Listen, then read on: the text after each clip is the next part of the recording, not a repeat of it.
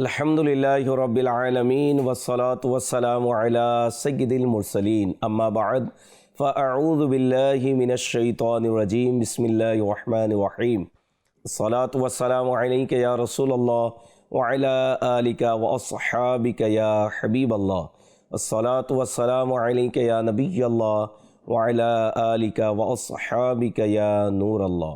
দূরের ও কাছের, দেশের ও প্রবাসের ইসলামী ভাইরা এবং মাদানী চ্যানেলের দর্শকবৃন্দ, মাহে রমজান ও নারীদের করণীয় এই অনুষ্ঠানে আপনাদেরকে স্বাগতম। আসুন ভালো ভালো নিয়ত সহকারে আমরা এই অনুষ্ঠান দেখার প্রস্তুতি গ্রহণ করি। ইসলামী বোনদেরকে বলবো, ঘরের কাজকর্ম ছেড়ে দিয়ে কিছুক্ষণের জন্য হলেও এই অনুষ্ঠান দেখুন। আশা রাখি এই অনুষ্ঠানের মাধ্যমে মাহে রমজানে ইবাদত করার আগ্রহ আমাদের বৃদ্ধি পাবে। সাথে সাথে যেহেতু আমাদের এই অনুষ্ঠান বিশেষ করে ইসলামী বোনদের জন্য, মহিলাদের জন্য রয়েছে, তো ইসলামী বোনদের রিলেটেড যে সকল বিষয় রয়েছে ইনশাআল্লাহ ধারাবাহিকভাবে বিভিন্ন পর্বে আলোচনা হবে। বিশেষ করে এই মাসে যে সকল সম্মানিতা মহান ব্যক্তিত্বের ওফাত দিবস রয়েছে, বিশেষ করে মহিলা সাহাবীগণ যারা রয়েছেন ইনশাআল্লাহুল করিম, তাদের জীবনী নিয়েও আমরা আলোচনা করব ধারাবাহিকভাবে ইনশাআল্লাহ। পুরো মাস প্রতিটি বিষয় নিয়ে ইনশাআল্লাহ চেষ্টা করা হবে কিছু না কিছু মেসেজ যেন ইসলামী বোনদের কাছে যেন পৌঁছে যায়, আমাদের ইবাদতের আগ্রহ যেন বেড়ে যায় এবং মাহে রমজানকে তাকওয়া এবং পরহেজগারির মাধ্যমে নিজেকে গুনাহ থেকে বিরত রেখে আল্লাহকে সন্তুষ্টি করার কাজের মধ্যে যেন আমরা নিয়োজিত থাকি, সে সকল মেসেজ ইনশাআল্লাহ এই অনুষ্ঠানের মাধ্যমে যেন পৌঁছে যায়, এটাই আমাদের কাম্য রয়েছে। আসুন সর্বপ্রথম দুরুদে পাকের একটি ফজিলত শুনি। মৌজামুল আওসাত নামক কিতাবে বর্ণিত রয়েছে, নবী পাক সাল্লাল্লাহু তাআলা আলাইহি ওয়া আলিহি ওয়াসাল্লাম ইরশাদ করেন, যে ব্যক্তি আমার প্রতি 100 বার দুরূদ শরীফ পাঠ করবে, আল্লাহ পাক তার উভয় চোখের মাঝখানে লিখে দিবেন যে এই ব্যক্তি নিফাক তথা কপটতা ও জাহান্নামের আগুন থেকে মুক্ত, আর তাকে কিয়ামতের দিন শহীদদের সাথে রাখবেন। সাল্লু আলাল হাবিব সাল্লাল্লাহু তাআলা আলা মুহাম্মদ সাল্লাল্লাহু আলাইহি ওয়াসাল্লাম। তো ইসলামী বোনেরাও নিয়ত করুন, ঘরের কাজকর্ম করছেন, কোনো অসুবিধা নেই, দুরূদ শরীফ পড়তে থাকুন। খাতুনে জান্নাত মা ফাতেমাতুজ জাহরা রাদিয়াল্লাহু তাআলা আনহা হাসান এবং হুসাইনদের দোলনা দোলানোর সময়ও তিনি কোরআনুল কারীমের তিলাওয়াত করতেন। সুবহানাল্লাহ। নিজের ঘরের কাজ নিজের হাতেই করতেন, তাসবিহ তাহলিলও পাঠ করতেন, কোরআনুল কারীমের তিলাওয়াতও করতেন, দীর্ঘ সময় তিনি আল্লাহকে সেজদা করতেন। তার আমলের মধ্যে অন্যতম আমল ছিল যে তিনি কোরআনুল কারীম তিলাওয়াত করতেন। সুবহানাল্লাহ। তো ইসলামী বোনেরা, ঘরের কাজ করছেন, দুরূদ শরীফ পড়তে থাকুন। সাল্লু আলাল হাবিব সাল্লাল্লাহু তাআলা আলা মুহাম্মদ সাল্লাল্লাহু আলাইহি ওয়াসাল্লাম। মাদানী চ্যানেলের দর্শকবৃন্দ, আল্লাহ পাকের কোটি কোটি দয়া এহসান, তিনি আমাদেরকে আরও একবার মাহে রমজান দেখার সৌভাগ্য নসিব করেছেন। গত পর্বেও এই বিষয় নিয়ে আলোচনা আমরা করেছি। মাহে রমজান যারা পেয়েছে কত সৌভাগ্যবান, কত আল্লাহ তাবারাক ওয়া তাআলা এই মাসের মধ্যে আমাদের জন্য প্রতিদান রেখেছেন। সুবহানাল্লাহ। এর প্রতিটি মুহূর্ত হচ্ছে রহমতপূর্ণ, এতে নেকির সওয়াব অনেক বেড়ে যায়। নফলের সওয়াব ফরজের সমান, ফরজের সওয়াব বাড়িয়ে 70 গুণ বৃদ্ধি করে দেওয়া হয়। তাই আমাদের উচিত এই মাসকে কিভাবে আমরা ইবাদতের মাধ্যমে সাজাতে পারি, সেটির জন্য আমাদের মাঝে উৎসাহ থাকা অত্যন্ত জরুরি। মনে রাখবেন, মাহে রমজান বা যে কোনো অন্যান্য মাস যা আমরা ইবাদত করি, এই ইবাদতের সম্পর্ক কিন্তু সময় দ্বারা। জি হ্যাঁ, এর সাথে সময়ের সম্পৃক্ততা এতই যে সময় ছাড়া কোন সময় আপনি ইবাদত করবেন।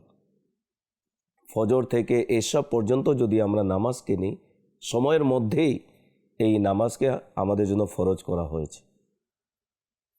তো বরকতময় মাস মাহে রমজানের দিন অতিবাহিত করার জন্য সময়কে গুরুত্ব দেয়া সময়কে প্রাধান্য দেয়া এবং আমার এই সময়ের প্রতিটি মুহূর্ত যেন আল্লাহ তাআলার আনুগত্যে, তার হাবিবের আনুগত্যে যেন অতিবাহিত হয়, সেদিকে আমাদেরকে খেয়াল রাখতে হবে এবং নিজের শিডিউল, নিজের রুটিনকে সেভাবে সাজিয়ে নিতে হবে যে আমার সেহরি থেকে শুরু করে রাত ঘুমানো পর্যন্ত মাহে রমজানের ইবাদতের শিডিউল কি থাকবে, আমি কোন কোন ইবাদত করব। হালাল উপার্জন যারা করে, অনেক ইসলামী বোনেরা, মহিলারা ঘরে বসে তারা ইনকামের ব্যবস্থা করেছে। ঘরে শরীয়ত যেভাবে অনুমতি দিয়েছে হালাল উপার্জন ইসলামী বোনেরাও করতে পারে। পর্দার ব্যাপারে প্রশ্ন উত্তর কিতাবে আমির আহলে সুন্নাত এর বিধান লিখেছেন আলহামদুলিল্লাহ। তো শরীয়তকে প্রাধান্য দিয়ে শরীয়তের উপর আমল করে ইসলামী বোনেরা যদি হালাল উপার্জন করতে চায় করতে পারে, তো সেটিও শিডিউলে আসলো। এবং মাহে রমজানে বিশেষ যে ইবাদতের একটি আগ্রহ আমাদের মাঝে সৃষ্টি হয়ে যায় মাহে রমজানের বরকতে, তো সেটিকে আমরা পুরো মাস যেন কিভাবে অতিবাহিত করতে পারি সেভাবে আমাদের শিডিউল থাকা অত্যন্ত জরুরি রয়েছে। এর আগে আমাদেরকে সময়ের মূল্যায়ন, সময়ের গুরুত্ব বুঝতে হবে। কুতুল কুলুবের মধ্যে একটি ঘটনা লেখা হয়েছে। কোনো এক মূর্খ ব্যক্তি এক হাকিমকে বলল যে আমাকে এমন কোনো বস্তুর গুণাবলী বর্ণনা করুন যা ব্যবহার করলে আমি দিনের বেলায়ও ঘুমিয়ে থাকব। হাকিম বললেন, হে অমুক, তুমি কতই না নির্বোধ, তোমার জীবনের অর্ধেক অংশ তো পূর্বেই রাতে উদাসীনভাবে ঘুমে কাটছে, অথচ ঘুম হচ্ছে মৃত্যুর অপর নাম।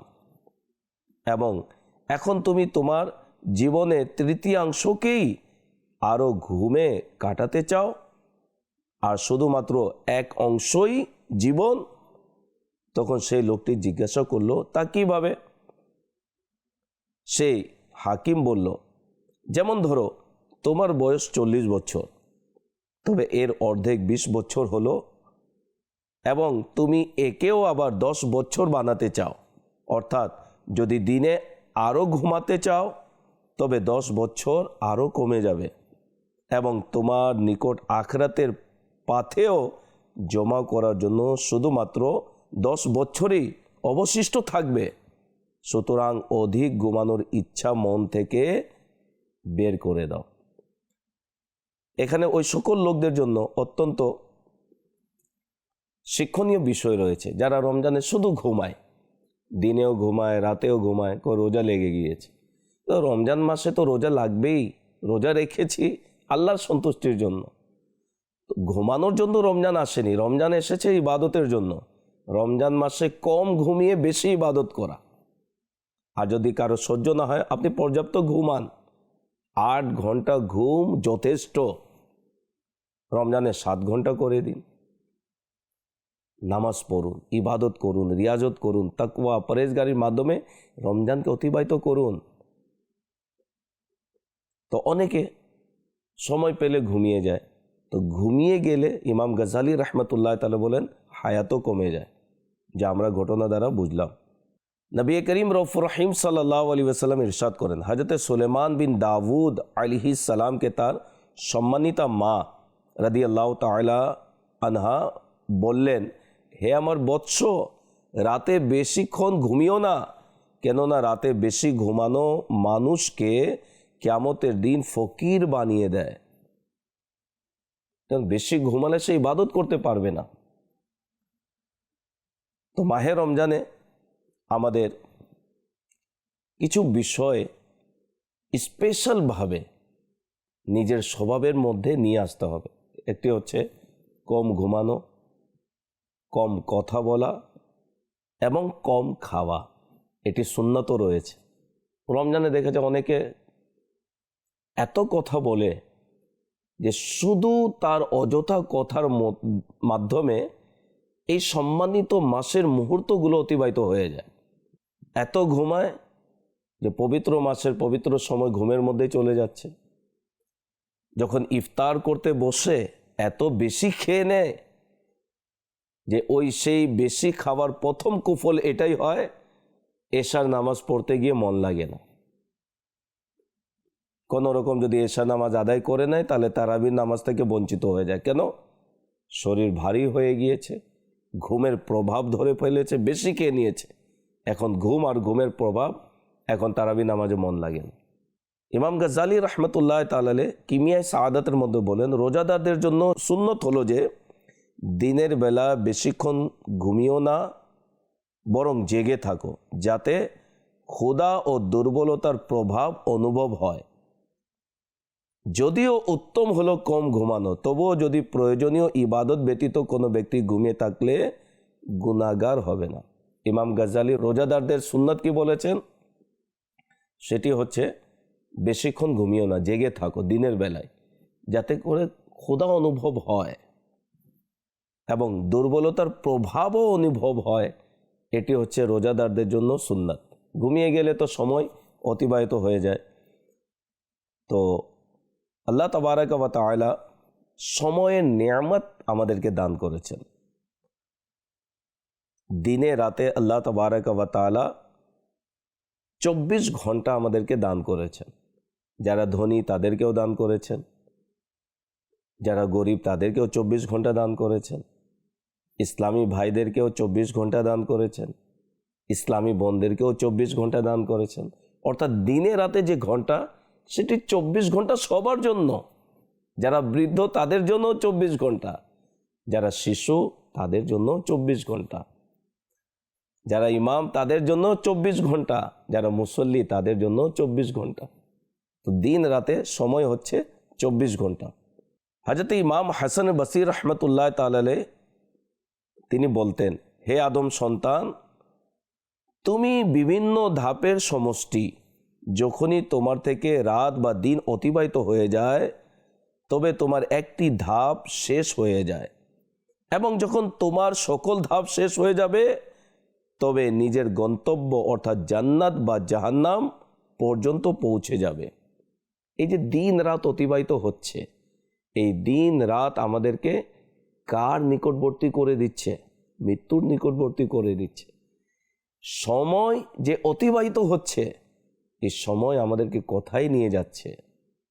দিন যখন আমাদের শেষ, আমরা এই দুনিয়া ছেড়ে পরকালের জন্য আমরা চলে যাব, অর্থাৎ আমাদের ইন্তেকাল হবে, আমরা কবরবাসী হয়ে যাব। সময়ের গুরুত্ব দ্বারা উদ্দেশ্য কি? সময়ের গুরুত্ব কিভাবে দেওয়া যায়? আসুন এই বিষয়ে আমরা কোরআনুল করিম এর মাধ্যমে আমরা শুনি।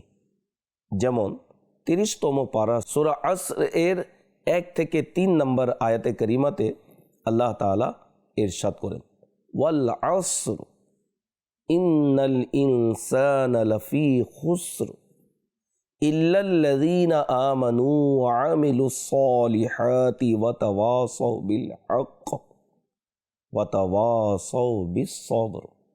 কানজুল ঈমানের অনুবাদ। ওই মাহবুবের যুগের শপথ, নিশ্চয়ই মানুষ অবশ্য ক্ষতির মধ্যে রয়েছে, কিন্তু তারা নয় যারা ঈমান এনেছে ও সৎ কাজ করেছে এবং একে অপরকে সত্যের জন্য জোর দিয়েছে আর একে অপরকে ধৈর্য ধারণের উপদেশ দিয়েছে।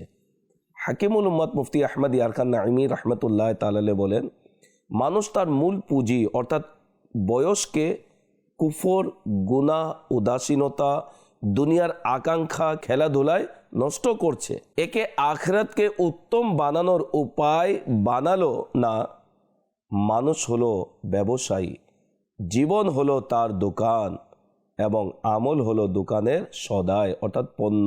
যদি আমল সমূহ ভালো হয় তবে তার ক্রেতা হলো আল্লাহ পাক এবং জান্নাত হলো তার মূল্য।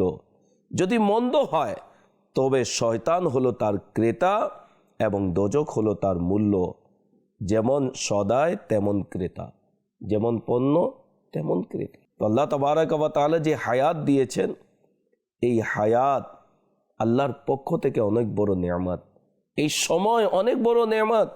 ইমাম ফখরুদ্দিন রাজি রহমতুল্লাহ তাআলা এক বুজুর্গ এর বাণী উদ্ধৃত করেন, আমি সূরা আসরের মর্মার্থ একজন বরফ বিক্রেতাকে দেখে বুঝেছি, যে বাজারে এরূপ বলছিল, সেই ব্যক্তির উপর দয়া করুন যার বিনিয়োগ গলে যাচ্ছে।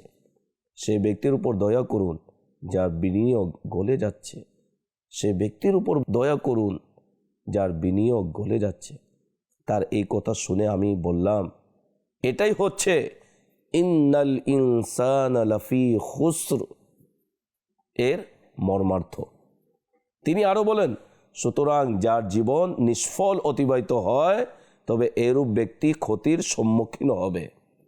আল্লাহ তাবারাক ওয়া তাআলা যে হায়াত দিয়েছেন, এই হায়াতকে আল্লাহ তাবারাক ওয়া তাআলার ইবাদতের মাধ্যমে, রিয়াজতের মাধ্যমে, তাকওয়া পরহেজগারির মাধ্যমে অতিবাহিত করা উচিত। অনেক সময় আমরা এই সকল বিষয়ের আমরা উদাসীন হয়ে যাই, আমরা ধোকায় পড়ে যাই। আমার স্বাস্থ্য তো ভালো, আমার অবসর সময়, এই সকল বিষয় মানুষকে উদাসীন করে দেয়। নবী করিম সাল্লাল্লাহু তাআলা আলাইহি ওয়াসাল্লাম ইরশাদ করেন, দুইটি নিয়ামত এমন যেগুলো সম্পর্কে অনেক লোক ধোকায় রয়েছে।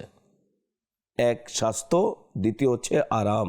নবী করিম সাল্লাল্লাহু তাআলা আলাইহি ওয়াসাল্লাম ইরশাদ করেন, পাঁচটি বিষয়কে পাঁচটি বিষয়ের পূর্বে গনিমত মনে করো। এক, যৌবনকে বৃদ্ধকালের পূর্বে। দুই, সুস্বাস্থ্যকে অসুস্থতার পূর্বে। তিন, ধন দৌলতকে অভাবের পূর্বে। চার, অবসরকে ব্যস্ততার পূর্বে। এবং পাঁচ, জীবনকে মৃত্যুর পূর্বে। তো আল্লাহ তাবারাক ওয়া তাআলা যে সময়ের নেয়ামত আমাদেরকে দিয়েছেন, এটাকে তার আনুগত্যমূলক কাজে যেন অতিবাহিত করি। শুনুন, প্রতিদিন আপনার আমার জীবনে সূর্য উদিত হয়।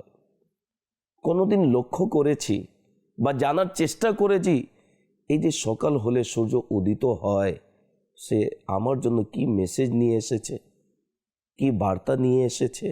হাদিসে পাকে কি রয়েছে শুনুন। প্রত্যহ সূর্য যখন উদিত হয় তখন সে দিন এটি ঘোষণা করে যে যদি আজ কোনো ভালো কাজ করার থাকে তবে করে নাও, কেননা আজকের পর আমি আর কখনো ফিরে আসব না। জি হ্যাঁ, দিন অতিবাহিত হচ্ছে, রাত অতিবাহিত হচ্ছে। যে দিন আমাদের হায়াত থেকে চলে যাচ্ছে, যে রাত আমাদের হায়াত থেকে চলে যাচ্ছে, এটি আর ফিরে আসবে না। দিনের রূপ নিয়ে আসবে, রাতের রূপ নিয়ে আসবে, কিন্তু আমার হায়াত থেকে যে দিন বা রাত অতিবাহিত হয়েছে সেটি আর পুনরায় ফিরে আসবে না, আমাকে মৃত্যুর নিকটবর্তী করে দিচ্ছে। এরপরেও যদি আমরা আল্লাহকে রাজি করার কাজে নিয়োজিত না থাকি, তাহলে আমাদের মতো দুর্ভাগা কে হবে? মাহে রমজান পেয়েছি প্রিয় ইসলামী ভাইরা, ইসলামী বোনেরা। মাহে রমজান এই জন্য আসেনি যে আমরা মজাদার সুস্বাদু খাবার শুধু খাবো। মাহে রমজান এই জন্য আসেনি যে আমরা এর দিন রাত অতিবাহিত করব শপিং সেন্টারে, বাজারে। মাহে রমজান এই জন্য আসেনি যে আমরা গল্প গজবের মাধ্যমে এর পবিত্র দিন সময়কে অতিবাহিত করব। মাহে রমজান এই জন্য আসেনি যে আমরা মোবাইল ফোনের মধ্যে লেগে মাহে রমজানের সময় কাটছে না বিদায় আমরা মোবাইলে লেগে রয়েছি। কেন মাহে রমজান পাওয়ার পরেও আমরা উদাসীন? আমাদেরকে সজাগ হতে হবে। হয়তোবা এই মাস আমি আমার হায়াতে পেয়ে গেলাম, আগামী বছর নাও পেতে পারি। তাই আমার করণীয় হচ্ছে এই মাসকে আমি এমনভাবে সাজিয়ে নিই ইবাদতের মাধ্যমে, এবং নিজের জীবনের শেষ মাহে রমজান ভেবে আমি যেন এর প্রতিটি মুহূর্ত যেন আল্লাহকে সন্তুষ্টি করার কাজের মধ্যে লেগে যায়। কিভাবে আমি মাহে রমজানের দিন অতিবাহিত করব, রাত অতিবাহিত করব, এর জন্য যদি সম্ভব হয় আমরা কিছু শিডিউল আমরা বানিয়ে নিই। সেহরিতে উঠবেন, এর পূর্বে তাহাজ্জুদের নামাজ শিডিউলে রাখুন, যে মাহে রমজানে যে গোটা মাস আমি তাহাজ্জুদের নামাজ আদায় করব।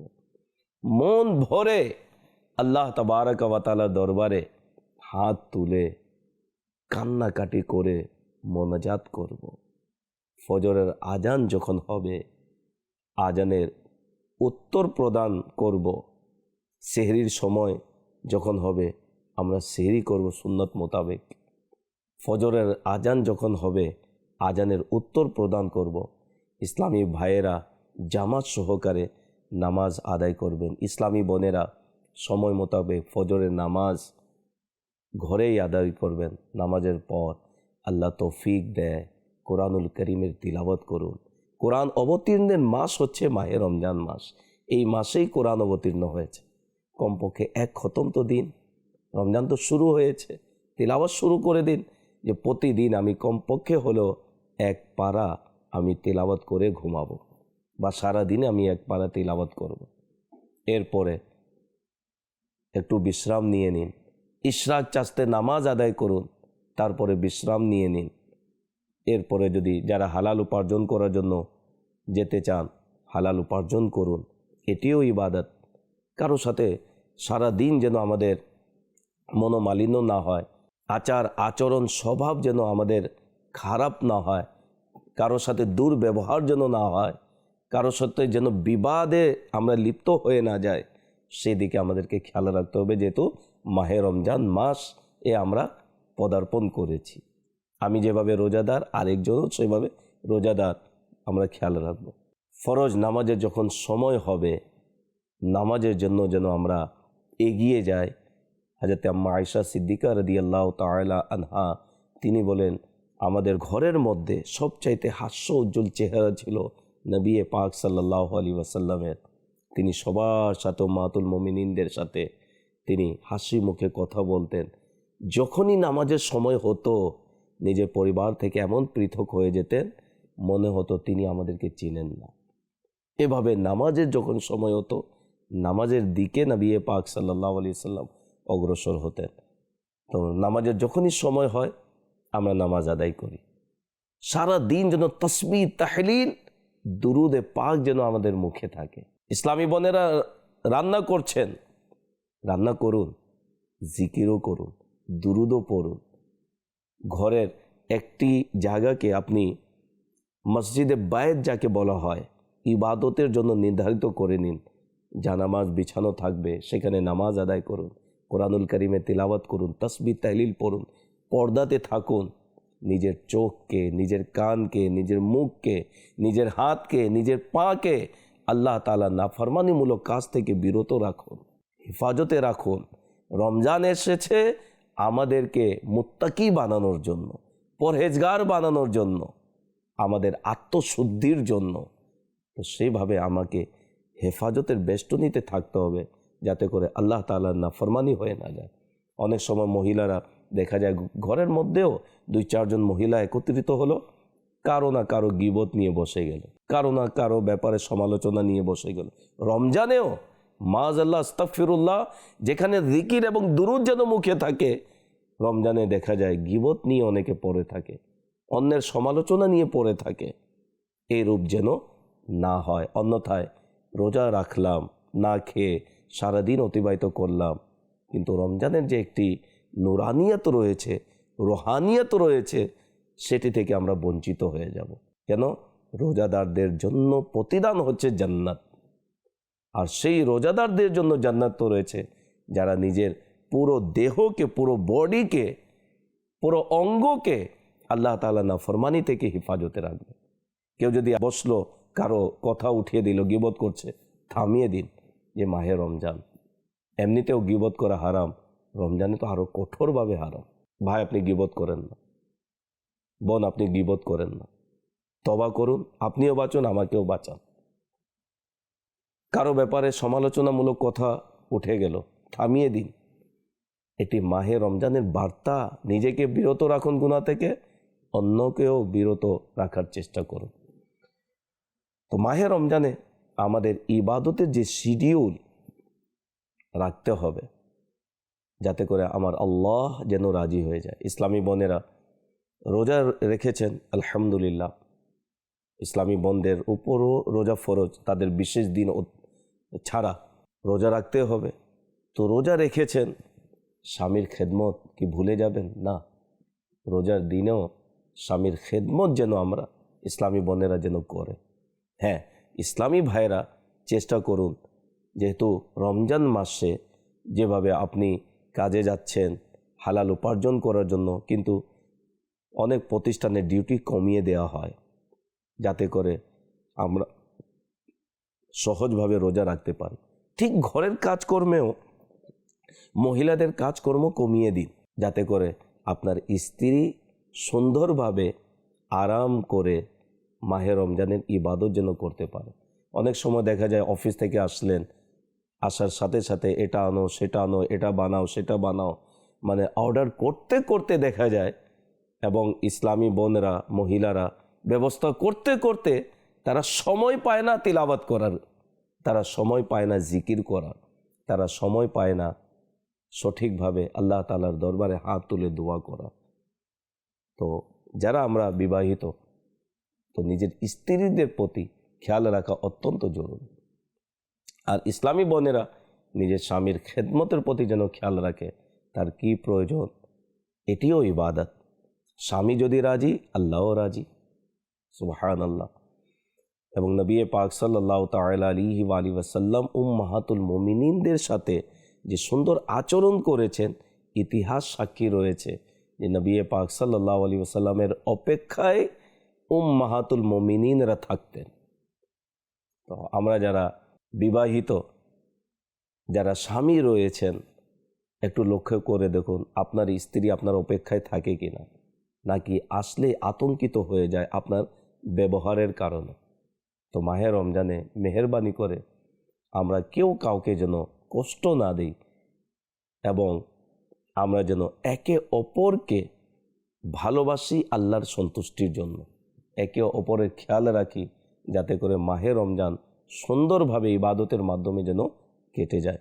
আমাদের বুজুর্গানে দিন রাহমাহুমুল্লাহ মুবিন, তারা মাহে রমজানকে কেন্দ্র করে তারা ইবাদতের যে আয়োজন করতেন, এবং তাদের যে ইবাদতের মাত্রা বেড়ে যেত, সুবহানাল্লাহ। ইমামে আজম আবু হানিফা আলী রাহমা, তিনি রমজানুল মুবারকে 61 খতম দিতেন। 61 খতম কাকে বলে? 30টি দিনে, 30টি রাতে এবং একটি তারাবির নামাজে তিনি 61 খতম দিতেন। আমরা তো মাহে রমজান অতিবাহিত হয়ে যায়, একটি খতমও আমরা দেই না। কোরআন অবতীর্ণের মাস হচ্ছে রমজান। এই রমজানকে কত সুন্দরভাবে তিলাওয়াতের মাধ্যমে অতিবাহিত করে এবং নিজের সময়কে কিভাবে মেনটেন করেছেন, সুবহানাল্লাহ। তো যারা এই অনুষ্ঠান দেখছেন, ইসলামী ভাই ইসলামী বোন, প্রত্যেককে বলবো যে আমরা যেন সময়ের গুরুত্ব দিই, এবং এই সময়কে গুরুত্ব দিয়ে অনুরোধ করব যে নিজের রমজানের শিডিউল যেন আমরা বানিয়ে নিই। মাদানী চ্যানেল যদি দেখতে হয় দেখুন, মাদানী চ্যানেল, শুধুমাত্র মাদানী চ্যানেল, অন্যান্য কোনো চ্যানেল যেন আমরা না দেখি, অন্যথায় গুনাহ থেকে বাঁচা মুশকিল। মোবাইল ফোনেও শুধুমাত্র প্রয়োজনে যেন ব্যবহার করি, কথা বলতে ব্যবহার করি, অন্যথা মোবাইল ফোন থেকে নিজেকে বিরত রাখি। অনেকে সোশ্যাল মিডিয়ার এমন আসক্ত, ঘন্টার পর ঘন্টা কিভাবে অতিবাহিত হয়ে যায় বুঝেও আসে না। আর তাও মাহে রমজানে, মাজাল্লাহ, এমনিতে নিষেধ, মাহে রমজানে তো আরও কঠোরতা রয়েছে, বিধি নিষেধ রয়েছে, যে সময় অতিবাহিত হয়ে যাচ্ছে। সোশ্যাল মিডিয়ার মধ্যে মহিলারাও আজকাল লেগে রয়েছে, যুবতী মেয়েরা সোশ্যাল মিডিয়ার মাধ্যমে মাজাল্লাহ কেমন কেমন গুনাহের মধ্যে আসক্ত রয়েছে, পর পুরুষের সাথে চেটিংয়ের মধ্যে লিপ্ত রয়েছে, পর পুরুষদের সাথে বিভিন্নভাবে মেসেজ আদান প্রদানের মধ্যে সময় অতিবাহিত করছে, আর মাজাল্লাহ তাও রমজানে। আল্লাহ তাআলা ইসলামী বোনদেরকে বিরত থাকার তৌফিক দান করুক, মাহে রমজানে ইবাদত আল্লাহ তাআলা করার তৌফিক দান করুক। সাল্লু আলাল হাবিব সাল্লাল্লাহু তাআলা আলা মুহাম্মদ সাল্লাল্লাহু আলাইহি ওয়াসাল্লাম। তো ইসলামী ভাই এবং ইসলামী বোন উভয়কে বলবো, আসুন না নিয়ত করি যে মাহে রমজানের দিন আমরা অতিবাহিত করব ইবাদতের মাধ্যমে। যদি চ্যানেল দেখতেই হয়, অতিবাহিত করব মাদানী চ্যানেলের মাধ্যমে। ইনশাআল্লাহুল করিম ইবাদতের আগ্রহ বৃদ্ধি পাবে এবং নিজেকে গুনাহ মুক্ত করার চিন্তাধারা সৃষ্টি হবে। আল্লাহ তাবারাক ওয়া তাআলা আমাদের প্রত্যেককে মাহে রমজানে অধিক ইবাদত করার, কোরআনুল কারীমে তিলাওয়াত করার, জিকির আজকার করার আল্লাহ তৌফিক দান করুক এবং মোবাইল ফোনের অপব্যবহার থেকে আল্লাহ তাআলা আমাদেরকে বিরত থাকার তৌফিক দান করুক। পরবর্তী অনুষ্ঠান দেখার আমন্ত্রণ জানিয়ে বিদায় নিচ্ছি। সাল্লু আলাল হাবিব সাল্লাল্লাহু তাআলা আলা মুহাম্মদ সাল্লাল্লাহু আলাইহি ওয়াসাল্লাম।